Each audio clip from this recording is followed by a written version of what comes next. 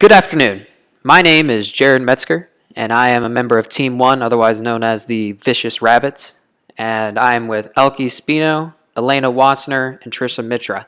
And this is our planning process presentation. Starting with what I'm going to present today, we're going to start with some background on the big design project in Monty Python. Then we're going to go into the objective statement. Then we're going to go into our group's planning tools and how we use those. And then we're going to draw some conclusions at the end. In Monty Python and the Holy Grail, the Knights of Camelot search for the Holy Grail. It is their end goal to find it. However, they face some challenges along the way. They must defeat the Black Knight, collect as much shrubbery as they can, and lob the holy hand grenades into the beast's lair in order to defeat it.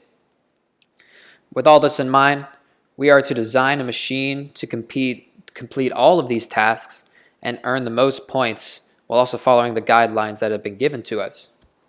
With this in mind, here is our objective statement.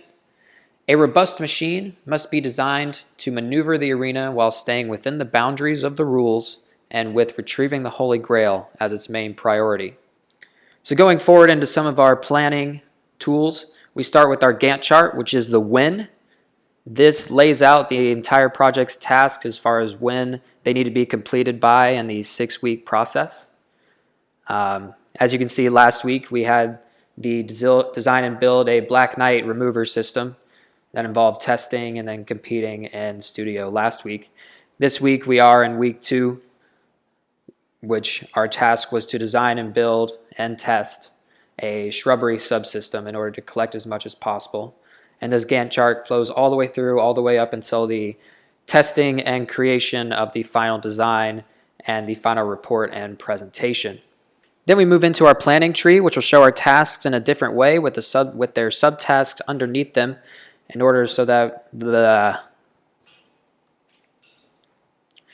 Then we move into our planning tree, which will show our tasks in a different way so that we can see the subtasks underneath them that will need to be completed as well.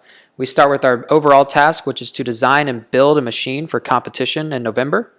And this main subtasks underneath that are to understand the problem by developing multiple design tools such as the House of Quality and a function tree. Then we move into our subsystems, the Black Knight remover, the shrub collector, and the grenade launcher, each with its own rigorous testing periods as well as documentation as to how each system performed. Then we go into our prototype creation, taking each design that did well and trying to put it together to put our final design in order to score the most points and achieve our objective. And then we finally finalize our design.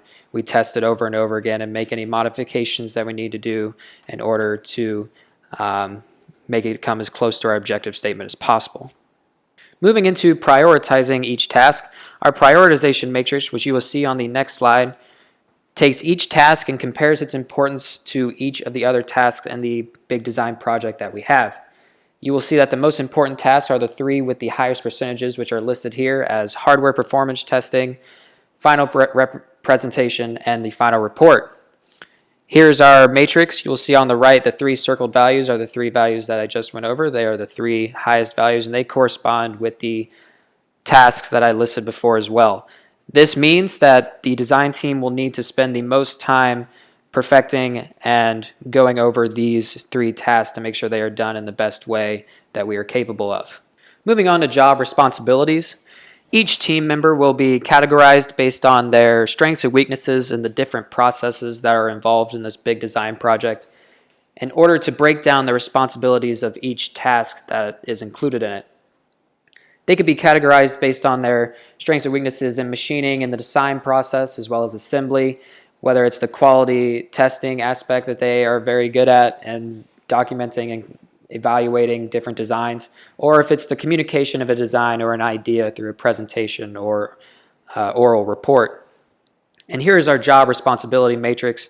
If you look, here are 3 most important tasks that we discussed earlier. You can see that the written report and visual presentation at the bottom are the communicator's main responsibility, while the hardware performance testing is just the machinist's main responsibility. Now we're going to wrap up with our conclusions. The different planning tools that we went through help us lay out the process as far as when, through the Gantt chart, things are due, what exactly is involved in each task through the planning tree.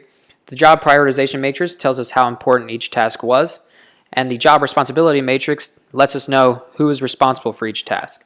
All of these will assist us in future decision making as far as which task needs more time and resources more than the other, as well as some concept development and evaluation at the end. Thank you very much for listening, and have a great day.